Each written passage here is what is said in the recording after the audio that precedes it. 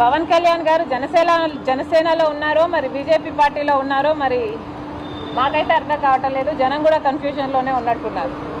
షర్మిల గారు, మీరు హిందువునో క్రిస్టియనో మాకు కూడా అర్థం కావట్లేదు. ప్రజలు కూడా చాలా కన్ఫ్యూజన్లో ఉన్నారు. కాదు పిల్లి సీత, నువ్వు పిల్లి సీతవు కాదు కదా, పులి సీతవు కదా. మా షర్మిలక్క ఏమని మాట్లాడింది? పవన్ కళ్యాణ్ గారు మీరు టీడీపీలో ఉన్నారా బీజేపీలో ఉన్నారా అన్నది. అది వాస్తవమే కదా, అందరికీ తెలుసు. మరి నువ్వేం మాట్లాడాలా? నువ్వు హిందా, నువ్వు క్రిస్టియన్వా? ఇదే మాటలు నువ్వు 2029లో మాట్లాడు, అప్పుడు ఒప్పుకుంటాం. అసలు ముందు నువ్వెవరు? మీ అన్న సనాతన ధర్మం అంటున్నాడు కదా. మీ అన్న హిందువా, మీ అన్న క్రిస్టియన్ అన్నా? ఇంతకు సింగిల్ గా పోటీ చేయలేక మీ అన్న గాజువాకలో భీమవరంలో చిత్తులో ఓడిపోయాడు. మీ అన్న కాడికి తెలంగాణలో బర్రెలెక్క మేలు కనీసం కొన్ని ఓట్లను వచ్చాయి. అన్నకు చేతగాక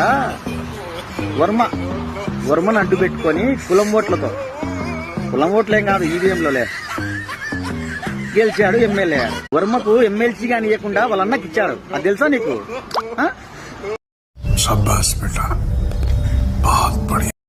పవన్ కళ్యాణ్ గారు జనసేనలో ఉన్నారో మరి బీజేపీ పార్టీలో ఉన్నారో మరి మాకైతే అర్థం కావటం లేదు. జనం కూడా కన్ఫ్యూజన్లోనే ఉన్నట్టున్నారు.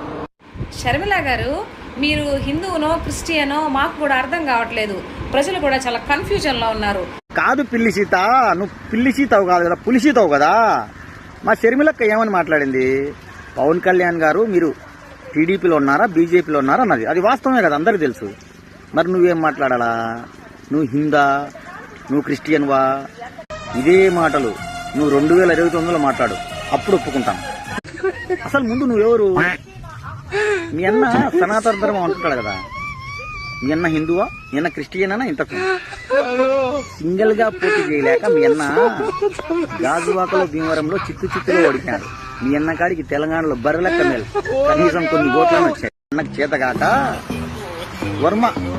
వర్మను అడ్డు పెట్టుకొని కులం ఓట్లేం కాదు, ఈవీఎంలోలే గెలిచాడు, ఎమ్మెల్యే. వర్మకు ఎమ్మెల్సీ గాని ఇవ్వకుండా వాళ్ళ అన్నకి ఇచ్చాడు. అది తెలుసా నీకు?